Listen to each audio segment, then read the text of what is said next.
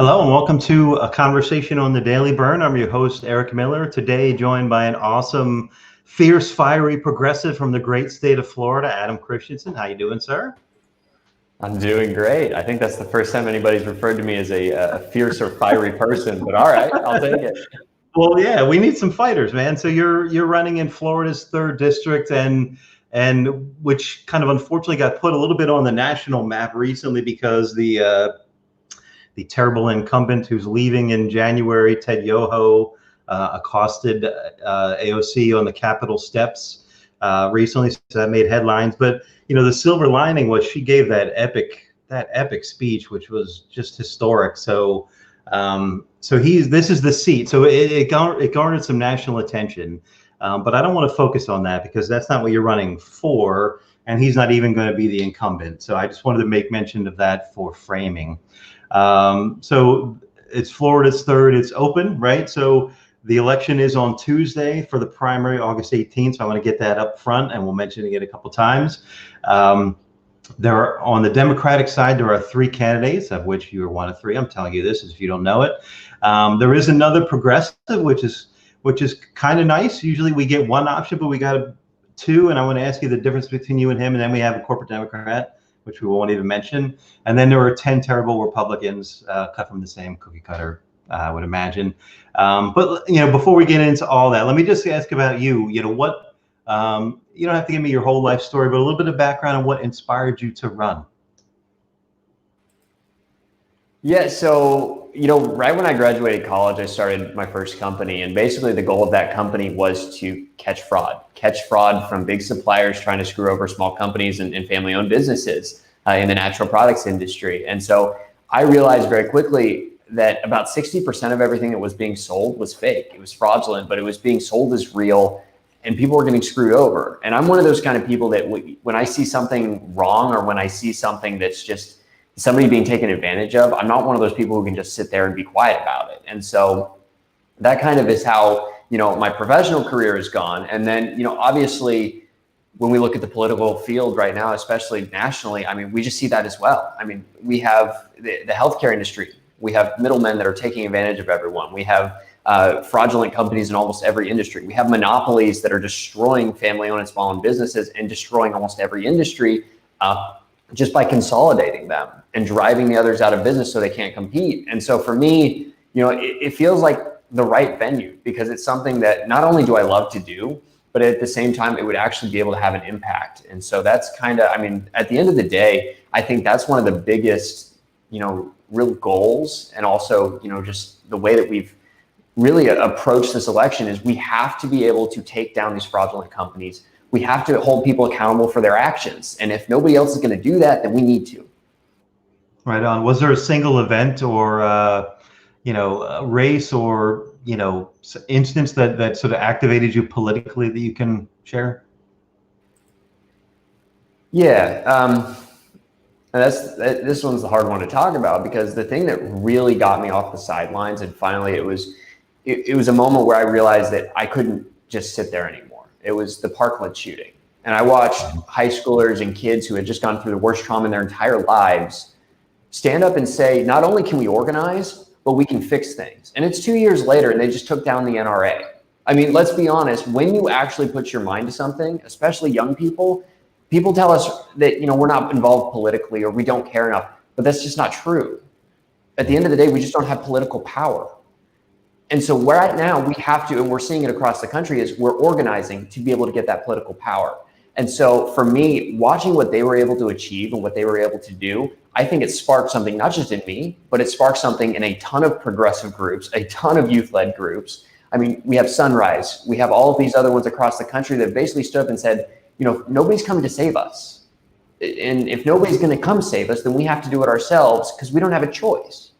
And so for me, I think at the end of the day, that's really the biggest messaging is we don't have a choice. We have to do this. And we're not going to wait for somebody else to fix our problems. Love it. Yeah. Actually, one of the photos in my intro is one that I took at the March for Our Lives in DC when Emma Gonzalez did her moment of silence. That was, that was an unforgettable moment. I'm glad that you pointed that out as an inspiration, because, not to get super heavy or detour, but I always go back to Dr. King's statement about the promised land, that speech they gave just before he passed away, the last one. I've been to the mountaintop, I've seen the promised land. I may not get there with you, right? Like, I kind of think the older generations, me, we're a bit out of time, right? But the younger generations, like you say, March for Lives, Sunrise Movement, that's the promised land. Those are the inspirations. So, yeah. And I mean, that goes back. I mean, I don't know how religious you are if you grew up in the church, but that goes back to the story of Moses and Joshua, where Moses took them through the desert. He took them through the hardest parts for 40 years of struggle to try to get them to that point. And it feels like we've done the same thing. It's been 40 years of corporate socialism, 40 years of trickle-down economics, 40 years of the middle class and the poor just being destroyed. And we've had leaders that got us through to this point, but they're not able to see the next part. They're not able to take us to the next part. It has to be somebody else. And so I think right now what we are seeing is youth-led organizations that are taking that mantle and actually fulfilling that. You're here. Awesome. I want to get into a bit of your platform and stuff, but first off, I want to look at the district, because districts tend to be ridiculously gerrymandered intentionally for obfuscation, and it's a voter suppression technique, right? So it's Florida's third. The counties are listed here. I guess Gainesville is the biggest city. It's an R+9 district. Let me just give you an opportunity to brag on your district. Talk about your district. What should we know? Yeah, absolutely. So, the last time that there was any polling here was almost 2.5 years ago, and it was a +R9 now. We don't know what it is right now. Palatka out on the east side is an absolutely gorgeous town. It's rural America at its finest. At the end of the day, I mean, that's just what it is. It's a beautiful place to be, very small town feeling, but at the same time, just so many good people. As you get towards the north, basically northeastern part, you kind of get into the Jacksonville suburbs. Far more heavily Republican, heavily independent. But at the same time, we have been seeing some of the bravest activists that, have sprung up in this area come out of Clay County. We have some that are really they're doing everything they possibly can in the wake of Black Lives Matter. And they are right now creating a movement in Clay County that nobody ever thought could exist or would exist. The sheriff in Clay County actually came out and said that he was going to deputize every single gun owner in Clay County to be able to counteract protesters. That was about a month and a half ago, and today he was arrested for, I think, 4 felonies. The mayor down in Ocala, in the bottom portion of it, basically just banned all of his deputies and anyone coming into the sheriff's office from wearing a mask. Ocala has one of the highest infection rates right now in the state of Florida and also the country. And some of those are the reason why. We have Stark, we have Union County, kind of like the northwestern portions, and Union County it's a lot of prisons. It's a lot of, you either work in the prison system or you are in the prison system in Union County. It's the biggest employer. We also have a lot of phosphate mining out there that is really, destroying people's water. And so a lot of people are very upset because they don't have really good water. They don't drink water, and it's corroding pipes. It's doing all sorts of things. Gainesville is the blue spot on the map. So Gainesville is University of Florida, Santa Fe College, very democratic. And just as you get to the outskirts of it, you have High Springs. Currently, we have Nestle, which is trying to come in and bottle water out of the Santa Fe River, basically for nothing. Basically, they're going to steal water, bottle it, sell it right back. And the town of High Springs right now is standing up basically to say, you are a corporate monopoly. If you come in here and do this, you will destroy our tourism. You will destroy our town. And so we are seeing towns, especially all across our district, stand up to these giant companies and say, you don't care about us. You've destroyed us for 40 years and we're done with it. And so right now we're seeing an entire town led by conservatives and environmentalists. It's a very strange kind of mixture that basically says, it's almost like the classically progressive values of these giant companies are trying to destroy us, and they're trying to destroy our resources and steal from us, and we're not having it. And so we're seeing a lot of that, especially across the district. So it's a very interesting time. Progressive values actually, I think, are at an all-time high, just because they are sick and tired of corporate welfare and corporate socialism and basically just being left to survive. Because right now, most people are they're working 2 to 3 jobs just to survive. Union County, average income is $13,000. Wow. $13,000. So that's what we're seeing. And we are seeing a lot of people that basically they're starting to realize that all the things they've been told for years, like immigrants are taking your jobs or the poor is the reason that you don't have enough to live, it's not true. And so now they're starting to realize that the reason they don't have those things is because you have New Jersey bankers and you have predatory companies and hedge funds that have come in and taken their pensions, siphoned off their money, removed the money from the communities. And so at this point, there's a lot of anger, but also I think opportunity to be able to actually expose the people that are responsible for the issues that we have, but have been hidden for 40 years. Yeah, and that's one of the things I wanted to talk to you about specifically, because I heard you talk in another interview about framing. But let me cue you up by saying this. So, those principles that you're talking about, sort of antitrust, monopoly principles, go against the fundamental free market beliefs of what you consider to be conservative values, right? So they're, in a very real sense, they're voting against their own interest in that regard, and many others, which we both know, right? But to the point of framing, right? So, winners write history, right? So in politics, oftentimes, the framing is like, I'll give an example or two. You mentioned Parkland, right? So, Democrats are always in this position of framing things defensively. Anytime they mention guns, they'll lead off by, indicating their support for the Second Amendment, right? I'm not trying to take anybody's guns away, and then they say the thing they have to say. But they've internalized right-wing framing so much that they have to throw that caveat right off the bat, right? In the presidential election, they hurled that at Bernie. Bernie is unelectable because they're going to call him a socialist. And immediately they start calling Joe Biden and Kamala Harris socialists, which is far from the truth, right? So, but right wing always controls the framing. So, for you, how do you, I've heard you touch on this in other interviews. What are your thoughts on that? How do you fight against that when you're approaching your constituents? How do you bridge that gap? How do you reframe it, to peak to those conservative values, let's say? So I grew up in a conservative household. Like I grew up in Indiana in Hendricks County. Like my grandfather, my grandparents, basically my dad's side of the family are farmers out in Iowa. So I grew up with not only the conservative framing, but conservative buzzwords. And what we understand is these conservative buzzwords, they work. We don't want to admit that they work, but they work. Conservatives have been very bad as far as creating policies that are actually good for the working class or the middle class. But the one thing they're really good at is focus testing and actually figuring out what actually works as far like rhetorically. Hang on one sec. Okay, there we go. But rhetorically, right? They have been very good. Like they created, they made the death tax, right? That's just a corporate giveaway. It's for the rich and it doesn't help anyone. But they made people believe who made $40,000 a year that they didn't want a death tax just because they called it that. They've been able to basically say that, we don't want welfare while giving corporate welfare to the biggest companies in the world. We don't want socialism. Socialism will destroy this company as they perform corporate socialism for the biggest companies in the world. Right. So what you have to do is you have to actually use those words. Take the power back. At the end of the day, it comes down to framing. It comes down to emotionally connecting with people and being able to convince them, number one, that they want what you have or they want your ideas and it's going to work for them.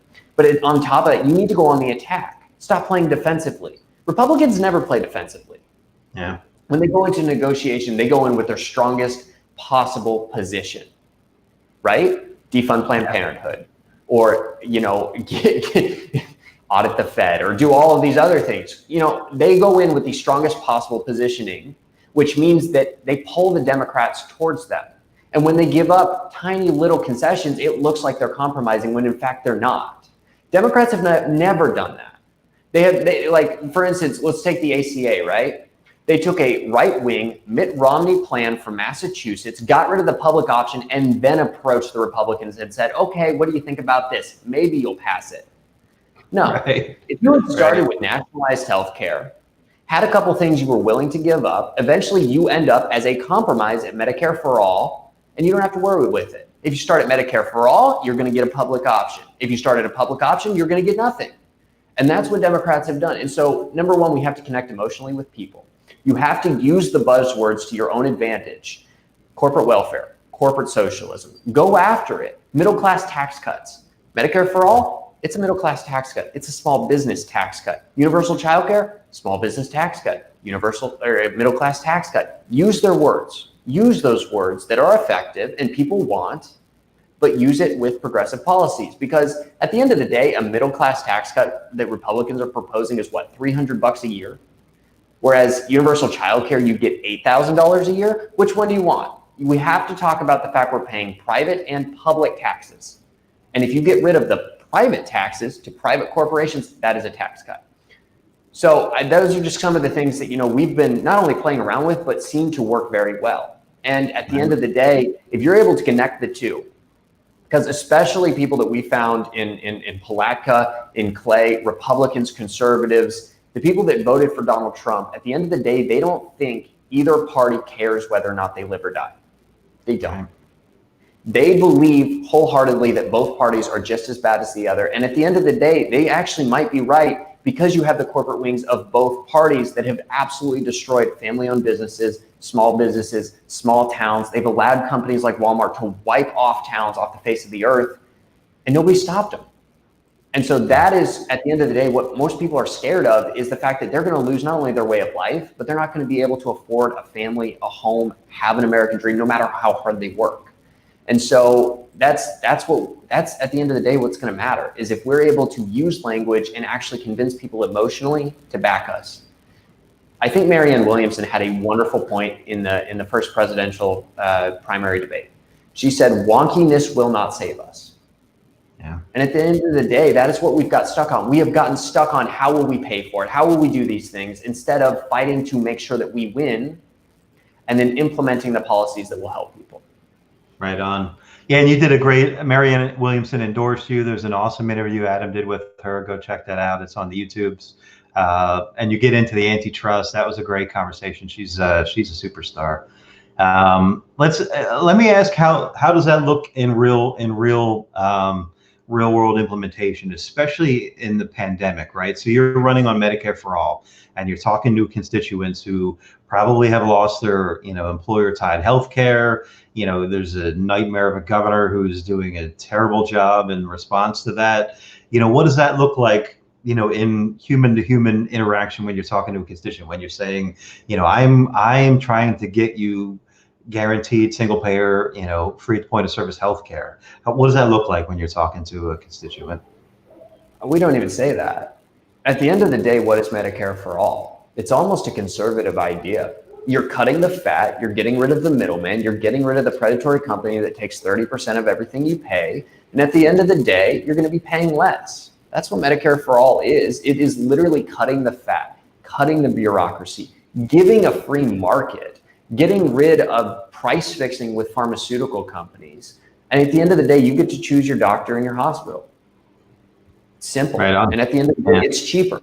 So that's the argument. I mean, we don't even have to get into universal or what, but the way that I approach it, it depends on who you're talking to. Either financially, it's going to work and you're going to be able to convince them financially, or emotionally.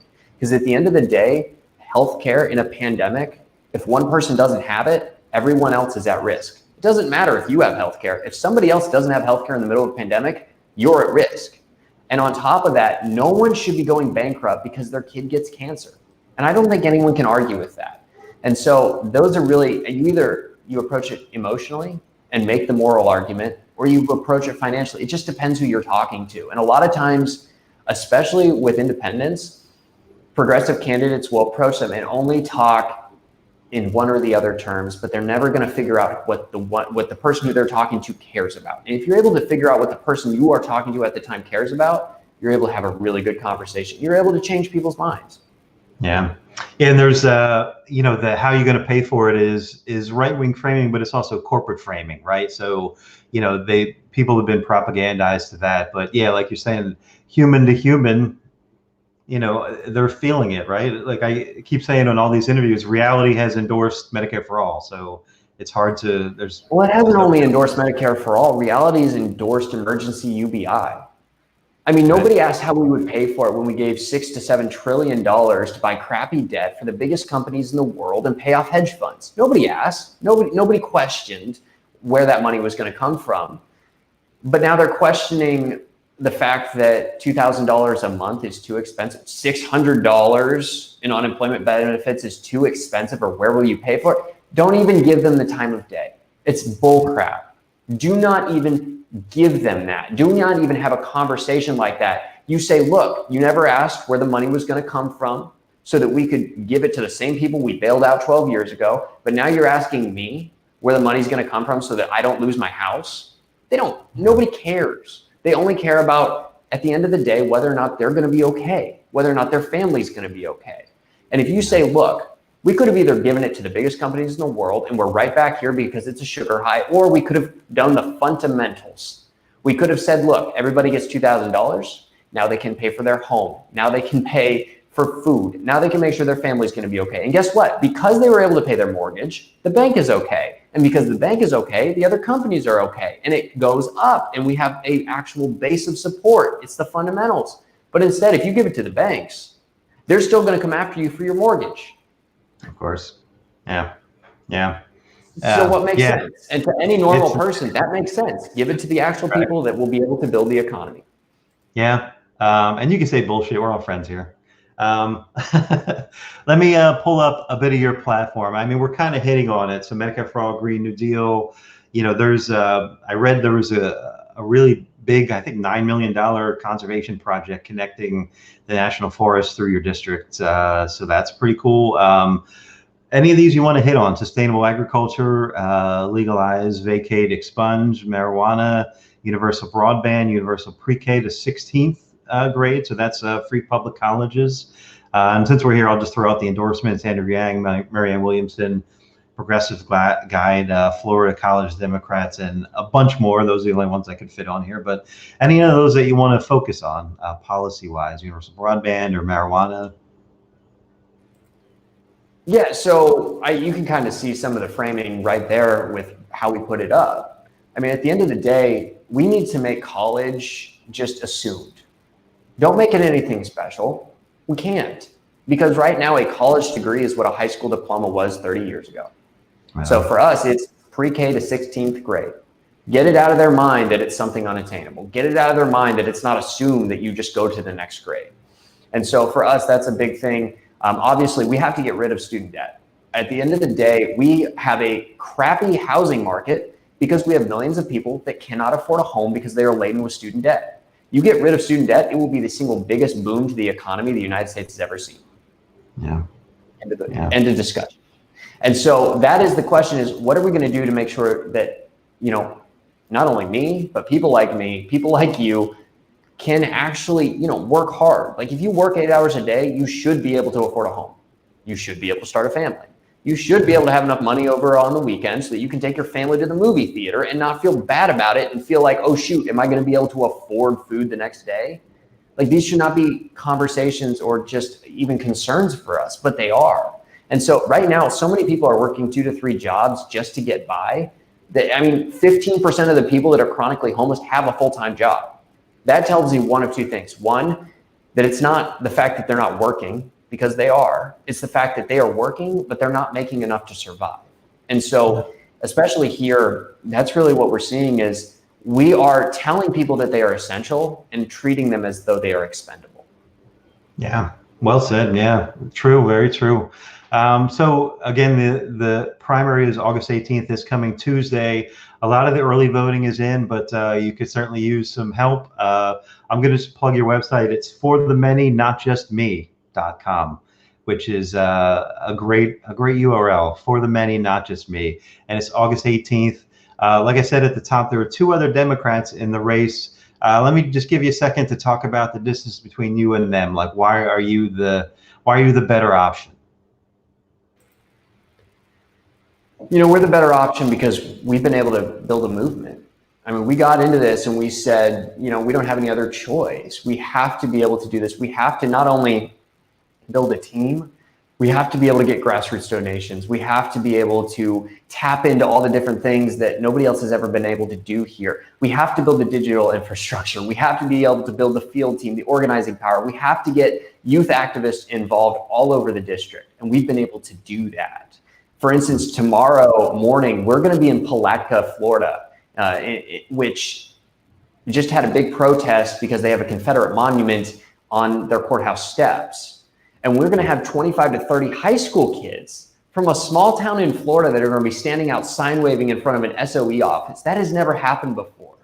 So we have to not only, we have been able to generate excitement, not just here, but across the nation, that number one, we can knock off dinosaurs like Ted Yoho.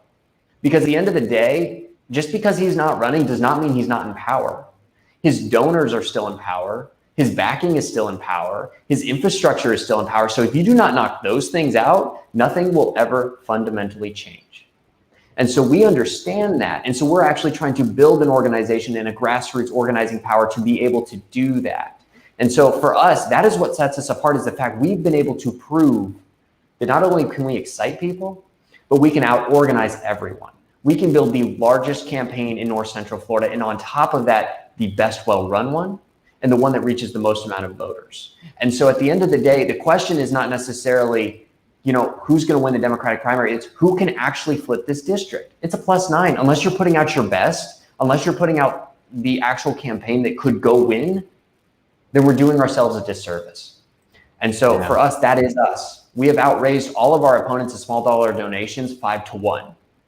And we have been at this only since January. They've been at it far longer than us. And on top of this, this is the very first time we've ever run. We had nothing built.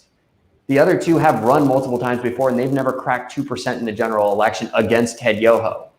And so that's really, at the end of the day, unless we're able to win political power, our ideas don't matter. If we cannot implement what our ideas are by winning, then it doesn't matter, because we have the best ideas in the world, but if we don't have the ability to actually do them, then at the end of the day, it's just wasted time. Right. Yeah, we can convince people, but we're never going to be able to change their lives. Right. And policy.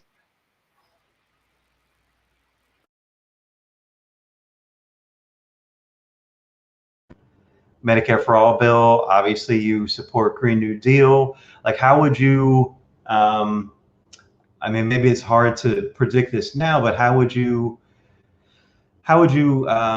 perform as a progressive in the corporate establishment of the House? Put it that way. Yeah. Number one, we are built by activists. We are built by organizers. Our entire campaign is 50 people under the age of 23. We don't have ties to anyone. Nobody owns us. And at the end of the day, we understand, just like Sunrise Movement does, just like all of these other youth organizations do, that what matters is what we're able to accomplish in the actual fire that we're able to light under people, so that they don't have a choice. They have to do what we want. FDR did not want to do a New Deal. He was forced to do a New Deal. The biggest improvements the United States have ever had is when you had people that not only won power, but then forced people to do what they wanted, because organizing and activism does not start and stop just because you got someone elected. Activism really starts when you put somebody in a position to do something and then you force them to do it. And so for us, just getting to office is not enough. For me, if I'm sitting there calling rich donors for 2 years and not accomplishing anything, that's not worth my time. That's not worth anybody's time. And that's what most people in Washington do. For us, what we actually accomplish is going to determine whether or not we had success, whether or not we were there for a reason. And on top of that, this is a warm-up. This primary is a warm-up, and we've been able to build something nobody else has ever been able to build here. And we're just getting started. And so for us, that's what it's about. Right on. Love it. Yeah, and we're sort of reaching a critical mass point in the House with the squad and Jamal Bowman and, you know, hopefully Mike Siegel and, you know, Julie Oliver. We're building numbers, right? So yeah, if Adam is there, you know, you're not going to suddenly turn around and want to be calling rich donors and taking corporate PAC money. So, you know, there's a fighter here, and my campaign manager made a joke. He was like, he was walking down a hallway and he goes, "Oh, this is me unlocking the door for activists." There you go. Great. Cool. So again, the primary is August 18th, so that's Tuesday. So Adam could use your vote between now and then. There's a donation link on this page. I'm assuming you have texting campaigns, calling campaigns. People can sign up, volunteer to get the word out, get the vote out in these final days. Again, the website is notjustme.com, or you can go to his Twitter, which is also super active. So, Adam, thank you for running, and thank you for being a true, principled, uncorrupted, unbought voice. I hope, I wish you luck on Tuesday and beyond. Godspeed. And I love what you said about the youth and them making up your volunteer base. I think that's absolutely tremendous. That, to me, that's what the Democratic Party ought to be. Call me crazy. I don't think you're too crazy. Too crazy. Totally crazy. Not too crazy. Right on. Anything else that you wanted to hit on? Anybody else kind of in the slate or in the area that you wanted to make mention of? Yeah, well, I'll tell you what. We decided and we understood that us just winning a congressional race was not going to be enough. At the end of the day, if we don't flip the Florida House, redistricting happens, right? Which means Democrats are screwed for 10 years. That's the way it is. And so we decided, and not just us, I want to get this very clear. The DECF led by Janelle Christensen and 90 for 90, which helped flip Virginia's House, a guy named Fergie Reed and his father, voting rights activist legend. They decided that we need to put all our firepower into Florida. We have to be able to flip the Florida House. And so they made sure that we had somebody running in every single House district seat. Oh, great. Which the Florida Democratic Party has never done before. And on top of that, the Florida Democratic Party tried to stop them from doing it. So right now we have two people within our congressional district that are young. They're both 23 years old. They are running for House in Florida. One is Cynthia De La Rosa down in Ocala. The other is Rocco Bajati, and he is up in the High Springs area running there. We also have Kim Duggar, who is running in House District 19, so Clay and Putnam. Wonderful human being. And on top of that, we have Yvonne Hayes Henson that is running in House District 20. What we have decided to do is partner with as many House districts as we have in our congressional district, because the better that they do, the better that we do. And the better that we do, the better Florida does in November. And so at the end of the day, it's not about just us. It's about all of us. That's the entire campaign slogan, is for the many, not just me. So we are helping organize. We are helping build the infrastructure in North Central Florida that it's never had. And on top of that, we are building coalitions with the political powers in this area to be able to achieve something that has never been done. And so we need all the help we can get. Phone banking, texting, all of it. Because the only way it's going to happen, the only way you flip a +9 Republican district is if, number one, you believe that you can, and number two, you actually put the infrastructure in motion to be able to do it. And so we've been working our butts off this entire year, and have been able to achieve something nobody else thought was possible. And so if you can help us, if you can help one of those candidates, if you can do anything, throw money at them, throw money at us. At the end of the day, it's going to go a lot farther than any other race across the country, because Florida has one of the best return on investments for donations out of anywhere in the country. We could win this seat with $300,000. Other places it might take $3 million. Here, $300,000. And so every donation goes a lot farther and a lot better than other locations in other races in other parts of the country. So we would appreciate it. And, I'm really glad that I was able to talk to you and be able to share, what's been going on behind the scenes, because a lot of people don't know any of this. Like, we had to fight to get VAN, which is a database organized, like a software for Democrats to be able to use, to be able to know who the voters are. Like, we had to fight tooth and nail with the Florida Democratic Party just to get that for House districts, just to get it for us. And the fact that that wasn't given out just in general shows me that, number one, they're not taking it seriously. Number two, they never thought they could win. The fact they have never put up Democrats in every single seat tells me that number one, didn't think they could win, and they didn't know how to win. And so right now we are seeing the Florida Democratic Party go against some of these candidates. We are seeing advisors to the Florida Democratic Party deride people running in deep red places, despite the fact that the people in those deep red places are going on the attack and forcing Republicans to spend money and time and effort in places they have never had to before. And until you do that, until you actually have a broad-based attack against an institution, it's never going to work. And so we are seeing that this year, and it's extremely exciting, and I am pumped to be a part of it. Right on. See, there's the fiery. You questioned me using the word fiery right out of the gate. There it is, right there. And it has to be sustained. Boy, I love that. I love that approach. That's incredible. So once again, for the many, not just me, go support Adam, go support those down ballot candidates. You know, rising tide raises all boats, whatever that expression is, right? So I love that approach. I think it's awesome. And I look forward to talking to you again in the general after you win the primary, good sir. So thank you. Good luck on Tuesday. 4 more days. 4 more days. Right on. No sleep, 4 days. You'll get there. All right, brother. Thank you. It was a pleasure to talk with you. Good luck on Tuesday. Thank you. Bye.